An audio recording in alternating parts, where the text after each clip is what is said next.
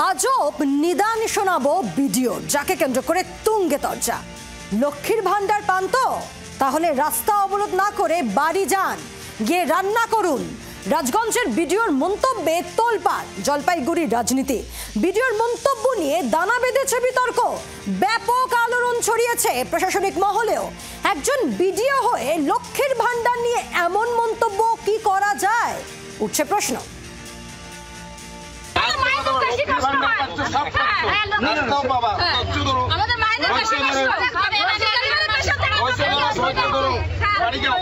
রান্না করে যাও, লক্ষ্মীর ভান্ডার পাচ্ছ, বাড়িতে অনেক টাকা ঢুকছে।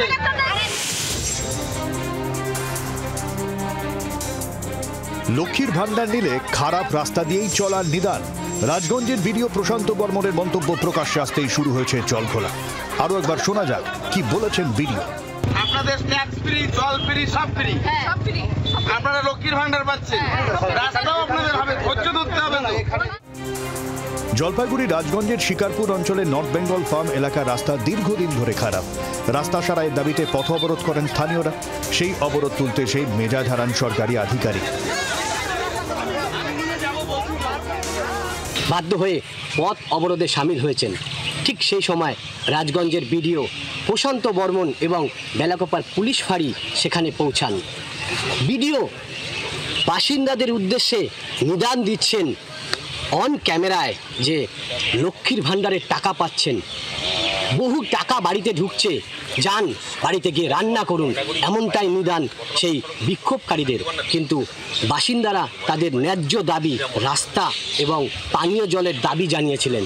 কিন্তু রাজগঞ্জের বিডিওর এহেন মন্তব্যে ব্যাপক চাঞ্চল্য ছড়ায়। একজন বিডিও আধিকারিক হয়ে কিভাবে এই মানুষগুলোকে এই ধরনের মন্তব্য করেন তা নিয়ে কিন্তু প্রশ্ন উঠছে বিভিন্ন মহল। যদিও ভিডিওর বক্তব্যে চুপ থাকেননি স্থানীয় মহিলারা। লক্ষ্মীর ভান্ডার চাই না, রাস্তা করে দিন।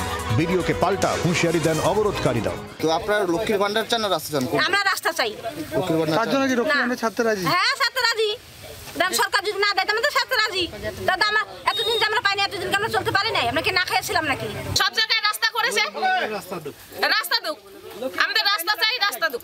আপনারা কি রাস্তার জন্য লক্ষ্মীর ভান্ডার ছাড়তে রাজি? হ্যাঁ। ভিডিওর মন্তব্যকে হাতিয়ার করে মাঠে নেমেছে বিরোধীরা। তাদের বক্তব্য, যেখানে পুজোর অনুদান বেড়ে 85,000 থেকে 1,10,000 টাকা হচ্ছে, সেখানে রাস্তা সারাইয়ের টাকা দেওয়া যাচ্ছে না কেন? রাজ্য সরকারের ভান্ডারে পয়সা নেই তো রাস্তা সারাবে কোথা থেকে? পয়সা নেই তো, শুধু খেলা মেলা দান করে যাচ্ছে, রোজগার নেই। এটা ভিডিওর বলার কোনো অধিকার নেই।